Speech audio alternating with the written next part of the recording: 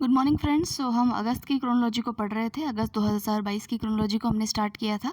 3 videos हम already पढ़ चुके हैं, जहां तक हमने जो नेशनल न्यूज़ है यानी राष्ट्रीय परिदृश्य है वहां तक की खबरों को हमने देख लिया था। आज हम पढ़ेंगे अंतरिक्ष एवं रक्षा प्रौद्योगिकी यानी कि स्पेस एंड डिफेंस टेक्नोलॉजी। तो चलिए स्टार्ट करते हैं। और इस मैगजीन का जो PDF है वो हम जल्दी ही आपको टेलीग्राम चैनल पर शेयर कर देंगे। तो आप या तो फिजिकल फॉर्म में तो खरीद रखी होगी आपने, लेकिन जिन लोगों के पास नहीं है तो आप वहाँ से उसको डाउनलोड कर सकते हैं। और देखिए फ्रेंड्स, हम जो मैगज़ीन है उसको पार्ट्स में डिवाइड करके पढ़ाते हैं, ताकि जिसको जो पार्ट पहले पढ़ना हो तो उसको ज़्यादा आसानी रह सके। तो आज हम अंतरिक्ष रक्षा प्रौद्योगिकी और इकोनॉमिक जो आर्थिक परिदृश्य है उन दोनों पार्ट्स को साथ में पढ़ेंगे। तो देखते हैं कितना हमारा आज पोर्शन हो पाता है। चलिए शुरू करते हैं। फर्स्ट है हमारा, चाइना ने अपने अंतरिक्ष स्टेशन के लिए लैब मॉड्यूल जो है उसको लॉन्च किया है। सो फ्रेंड्स, अगर आपको याद हो तो हमने पिछली बार वाली क्रोनोलॉजी यानी कि पिछले मंथ की जो क्रोनोलॉजी थी उसमें हमने पढ़ा था कि चाइना ने अपना खुद का एक अंतरिक्ष स्पेस स्टेशन लॉन्च किया है, जिसका नाम है तियांगोंग स्पेस स्टेशन। बहुत इंपॉर्टेंट न्यूज़ है फ्रेंड्स। ये ऐसे एग्जाम्स में आपको RS प्रीलिम्स में तो खास करके आपसे ऐसे ही क्वेश्चंस जो है वो पूछने में आएंगे। तो देखिए, ये जो तियांगोंग स्पेस स्टेशन है ये चाइना का है। पहली बात, इसको लॉन्च करने के लिए, इस पूरे स्पेस स्टेशन को बनाने के लिए 3 मॉड्यूल्स जो हैं उनको लॉन्च किया जाएगा। मॉड्यूल एक तरीके से सपोर्ट सिस्टम होता है जो उसके लिए लॉन्च किया जाएगा। तो 3 मॉड्यूल्स में से पहला मॉड्यूल ऑलरेडी लॉन्च हो चुका है, जिसका नाम है आपका तियानहे। तियानहे इसका पहला मॉड्यूल था। और अभी इसका दूसरा मॉड्यूल जो है उसको लॉन्च किया गया है, जिसका नाम है वेनतियान। आपसे पूछ लेंगे वेनतियान क्या है या वेनतियान का मतलब क्या है या ये कौन सा मॉड्यूल है तियांगोंग स्पेस स्टेशन का। तो वहाँ पर भूल जाता है इंसान कि पता नहीं कौन सा, ये पूछ क्या रहा है, आखिरकार समझ नहीं आ रहा। तो कई लोगों को नहीं समझ में आएगा, उनके दिमाग के ऊपर से जाएगा कि क्या पूछा गया है। लेकिन क्योंकि आप लोगों ने मैगजीन पढ़ी है तो आपको अच्छे से याद रहेगा कि ये जो है चाइना के तियांगोंग स्पेस स्टेशन के मॉड्यूल के बारे में क्वेश्चन पूछ रहा है। ठीक है, तो देखिए, जो पहला वाला जो मॉड्यूल था वो वेनचांग लॉन्च सेंटर से लॉन्ग मार्च 5B-Y3 रॉकेट से जो है इन्होंने लॉन्च किया था। दूसरा वाला जो इनका मॉड्यूल है जिसका नाम है वेनतियान, और इसका अर्थ जो है वो मंदारिन भाषा में होता है स्वर्ग की खोज। मंदारिन भाषा चाइना की जो एंशियंट भाषा है उसको मंदारिन बोलते हैं। वैसे तो चाइना में चाइनीज़ बोली जाती है, लेकिन जो चाइना की एंशियंट भाषा है वो मंदारिन है। तो उन्होंने सेकंड मॉड्यूल जो लॉन्च किया उसका नाम क्या है, वेनतियान उसका नाम है। और कुछ इसके बारे में देख लेते हैं। देखिए कि जो बीजिंग है उसने अपने अंतरिक्ष स्टेशन तियांगोंग का केंद्रीय मॉड्यूल अप्रैल 2021 को लॉन्च किया था। इसके तीसरे मॉड्यूल को अक्टूबर 2022 तक लॉन्च होने की संभावना यानी प्रस्तावना है। तो तीन मॉड्यूल्स इसके होंगे। किसके? तियांगोंग स्पेस स्टेशन के। पहला था तियान है और दूसरा है वेनतियान, और जो तीसरा होगा उसका नाम होगा मेंगतियान। ठीक है, तो इसको लॉन्च करेंगे ये अक्टूबर 2022 में। तो तीनों ही आपको पता होने चाहिए, ये तियांगोंग के स्पेस मॉड्यूल हैं, लैब मॉड्यूल्स हैं। ठीक है, अब चलते हैं नेक्स्ट आर्टिकल पे। नेक्स्ट आर्टिकल है, नासा ने लॉन्च किया कैपस्टोन क्यूबसैट। अब ये क्या चीज़ है इसको समझ लेते हैं। सो फ्रेंड्स, आपने पढ़ा होगा कि अमेरिका यानी कि अमेरिका की जो स्पेस एजेंसी है नासा, उसका एक कार्यक्रम है जिसका नाम है आर्टेमिस मिशन। क्या नाम है? आर्टेमिस मिशन उसका नाम है। और इस मिशन का जो टारगेट है वो ये है कि ये जो है चंद्रमा के ऊपर जो है दूसरी बार मानवों को उतारने की इसकी तैयारी है। तो उस आर्टेमिस मिशन को पूरा करने के लिए इन्होंने एक जो है सैटेलाइट लॉन्च किया जिसका नाम है कैपस्टोन क्यूबसैट।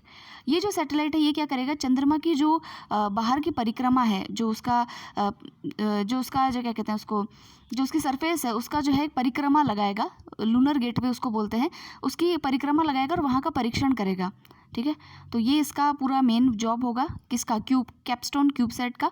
और इसको लॉन्च किया गया है न्यूजीलैंड के माहिया प्रायद्वीप से। ये भी पूछा जा सकता है, इस लेवल तक में भी क्वेश्चंस जो है वो देखने में आए हैं कि वो पूछ लेते हैं कि इसको लॉन्च कहाँ से किया है, कौन से रॉकेट से लॉन्च किया है। तो ये आपको ध्यान रखना है। आर्टेमिस मिशन जो है एक चंद्रमा के लिए एक मिशन है नासा का, और इसका ये शुरुआती चरण है जिसमें कि इन्होंने एक सैटेलाइट को जो है वो लॉन्च किया है जिसका नाम है कैपस्टोन क्यूबसैट। तो ये आपको याद रखना है।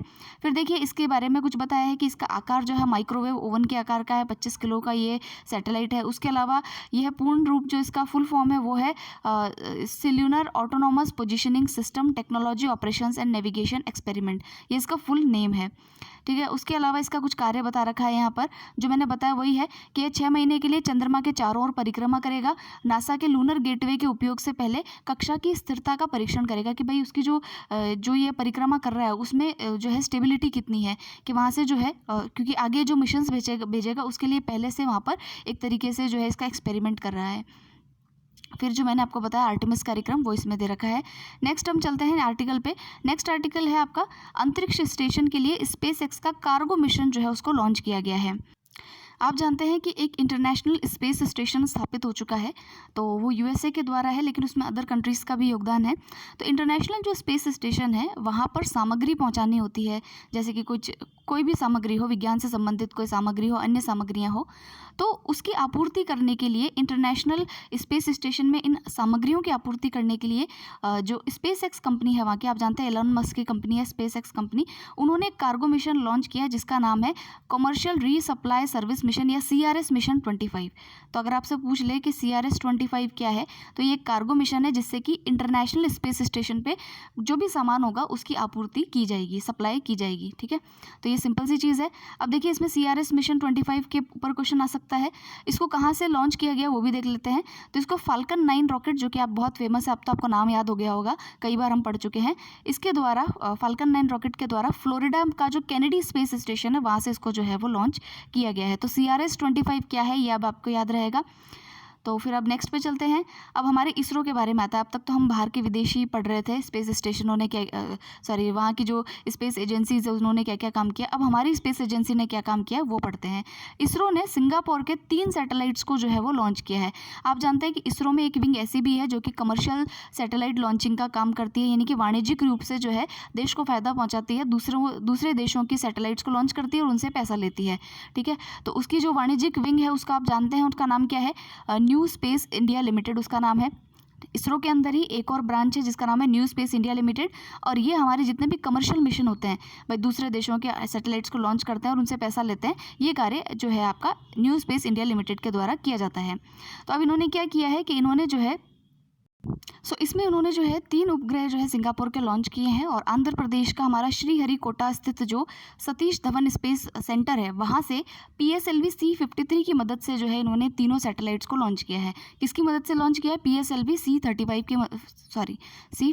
की मदद से जो है इन तीनों सैटेलाइट्स को लॉन्च किया। तीनों सैटेलाइट्स किस देश की हैं? तो सिंगापुर की हैं, ये भी याद रखना है। इस मिशन का नाम भी आप याद रखिएगा, इस मिशन का नाम है DSEO।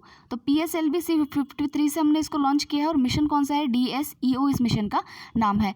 PSLV की ये 55वां मिशन है। PSLV के द्वारा हमने इतने मिशंस लॉन्च किए हैं, ये इसका 53वां मिशन है। अब देखिए कि ये जो तीनों सैटेलाइट्स है इनका नाम देख लेते हैं। हालांकि ये तो इतना तो कोई नहीं पूछेगा कि भाई इसका क्या क्या कार्य है, लेकिन फिर भी एक बार नाम देख लेते हैं हम, क्या कौन कौन से जो सैटेलाइट्स है वो लॉन्च हुए हैं। पहली सैटेलाइट का नाम है DSEO। ये क्या करेगा? जो भूमि का वर्गीकरण होता है उसके लिए जो चित्र वगैरह होंगे जिनसे कि मानवीय सहायता हो सके, आपदा राहत वगैरह के लिए जो है इसको यूज़ किया जाएगा। तो DSEO का ये अर्थ है। न्यूसार दूसरी सैटेलाइट है।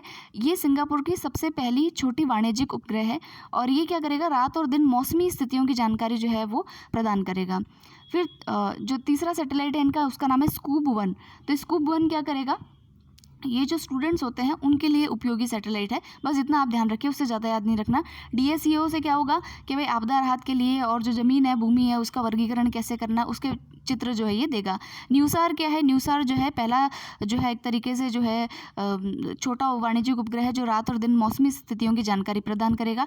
स्कूब-1 क्या है? जो ये छात्रों के लिए सैटेलाइट है, तो ये हमको याद रहेगा। उसके अलावा देखिए कि PSLV से एक चीज़ और लॉन्च की है, वो हमारे लिए है, वो है PSLV ऑर्बिटल एक्सपेरिमेंटल मॉड्यूल, जिसको पोएम कहा जाता है।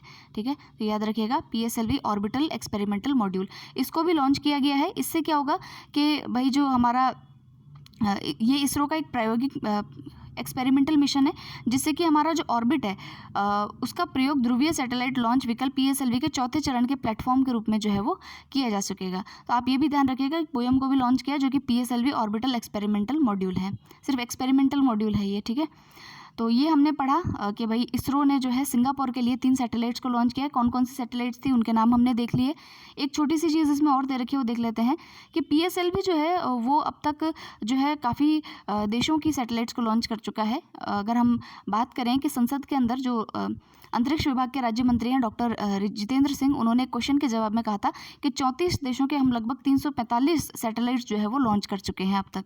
तो काफ़ी जो है देखिए कि कमर्शलाइज हो चुका है हमारा जो है इसरो। अब नेक्स्ट आर्टिकल पे चलेंगे।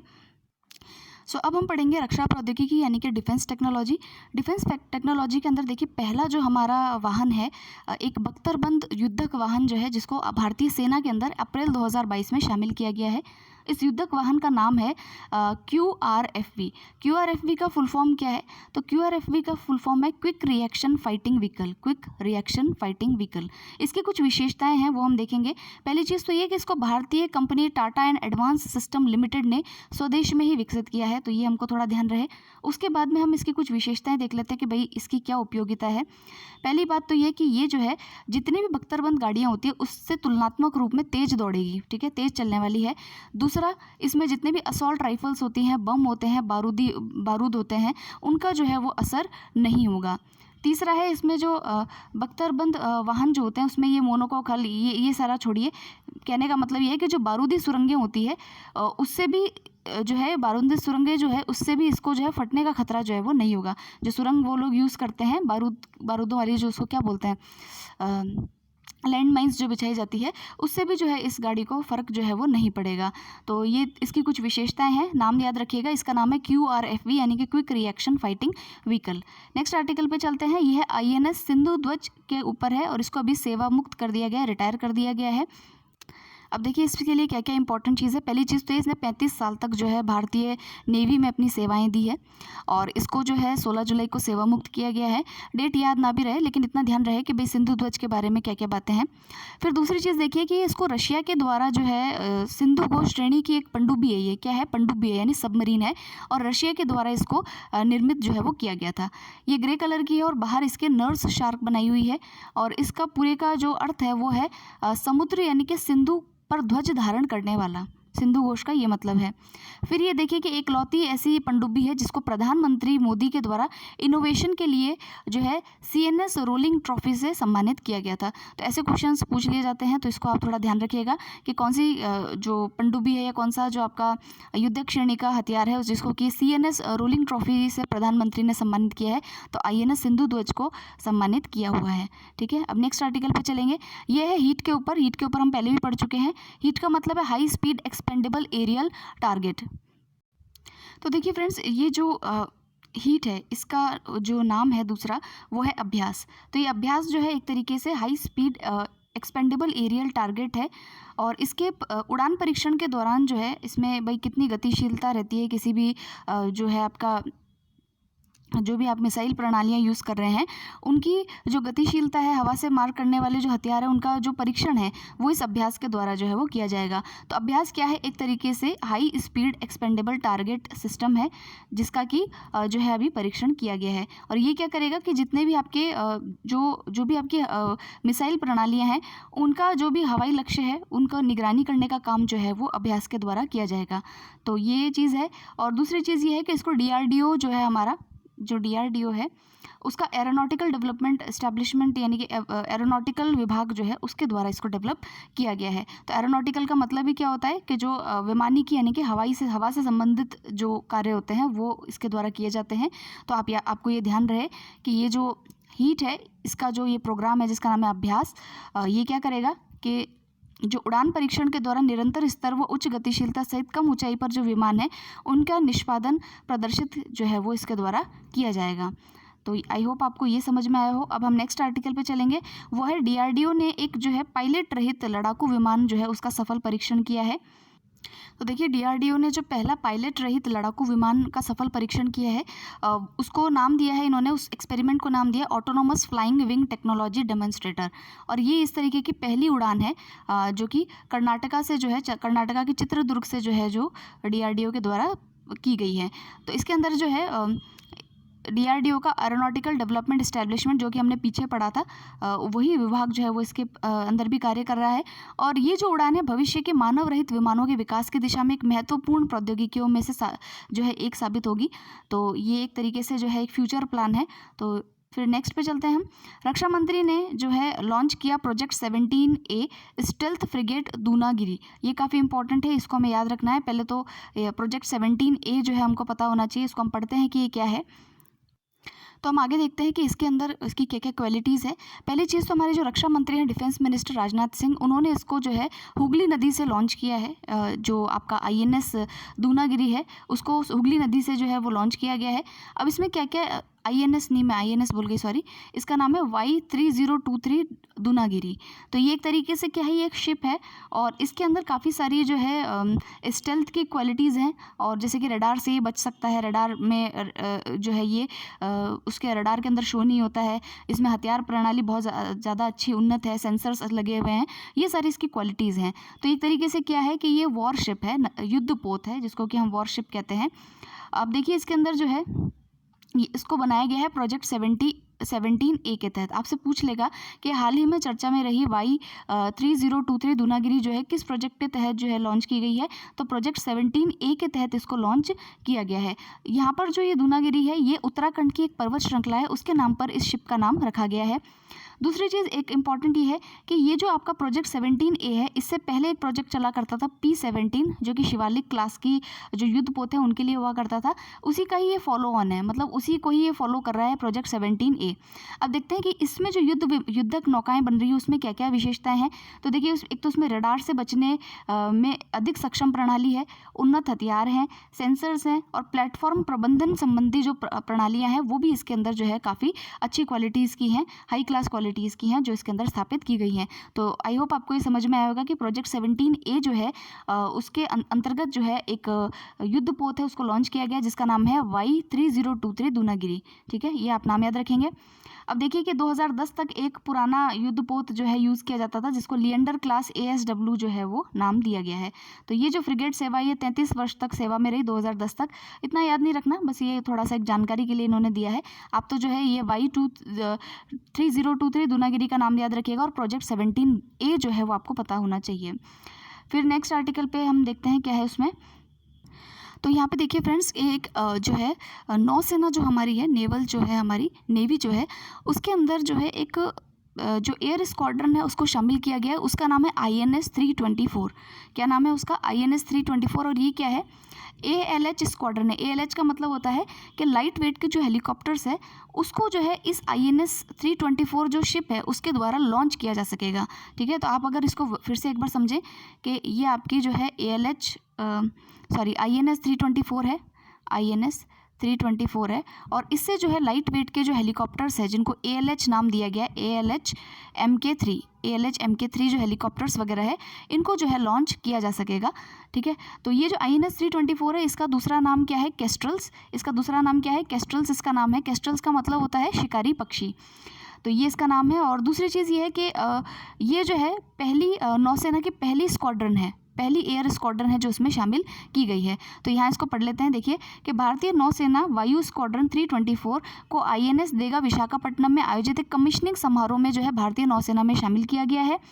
तो किसको शामिल किया गया है? INS 324 को जो है वो शामिल किया गया है। एयर स्क्वाड्रन है ये, इसके द्वारा जो है आपका जो पूर्वी समुद्री तट है, यानी कि जो आपका जो बे ऑफ बंगाल वाली खाड़ी वाला जो क्षेत्र है, वहाँ पर स्वदेशी रूप से डिज़ाइन और निर्मित जो उन्नत हल्के हेलीकॉप्टर्स है, ALH हैं, ALH यानी कि एयर लाइट हेलीकॉप्टर्स जो होते हैं, जिसका नाम है MK3, इनको जो है वो इनका संचालन जो है वो किया जाएगा। और ये नौसेना की ऐसी पहली स्क्वाड्रन है जिसको कि इसमें लाया गया है। उसके अलावा देखिए कि जो मैंने अभी आपको बताया कि INS 324 का दूसरा नाम क्या है? केस्ट्रल से इसका दूसरा नाम, जिसका अर्थ होता है शिकारी पक्षी। ठीक है, और तो इसमें बस यही चीज़ें हैं जो काम की हैं। फिर देखते हैं कि भारतीय नौसेना को जो सौंपा गया है IAC विक्रांत सौंपा गया है, जो कि एक इंडिजिनस एयरक्राफ्ट कैरियर है। तो फिर से देखिए कि ये जो IAC है ये भी क्या है? एक तरीके से एक युद्धपोत है जिसमें कि आप एयरक्राफ्ट्स को कैरी कर सकते हैं, और इसका नाम विक्रांत रखा गया है।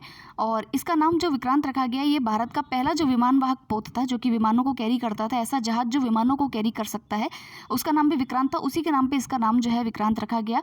और जो 1971 के वॉर में जिसको यूज़ लिया गया था विक्रांत को, तो उसी के नाम पर इसका नाम जो है वो विक्रांत रखा गया है। तो ये क्या है? एक तरीके से INS विक्रांत क्या है? इंडिजिनस एयरक्राफ्ट कैरियर है जिसको कि नेवी के अंदर शामिल किया गया है। इसकी कई सारी विशेषताएं हैं, जैसे कि इसकी नींव 2009 में रखी थी, इसके बाद इसको अगस्त 2013 में लॉन्च किया गया था, और ये जो है 262 किलोमीटर मीटर लंबा है, और इसका जो है 45,000 जो है इसका टन जो है इसकी विस्थापन क्षमता है।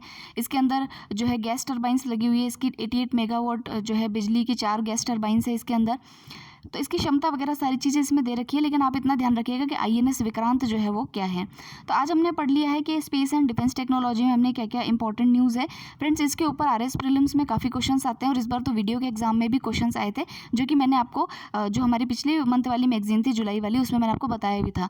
तो इस वाले पार्ट को आपको छोड़ना नहीं है, बहुत अच्छे से कवर करके जाना है। नेक्स्ट वाले वीडियो में हम पढ़ेंगे आर्थिक परिदृश्य को, यानी कि इकोनॉमिक न्यूज़ को, क्योंकि अभी 20 मिनट का वीडियो हो गया है, इससे ज़्यादा मैं इसको बनाऊंगी नहीं। तो नेक्स्ट वाले वीडियो में हम आर्थिक परिदृश्य को पढ़ेंगे। तो thank you very much for listening. आप नेक्स्ट वीडियो में आर्थिक परिदृश्य को देख पाएंगे। ओके।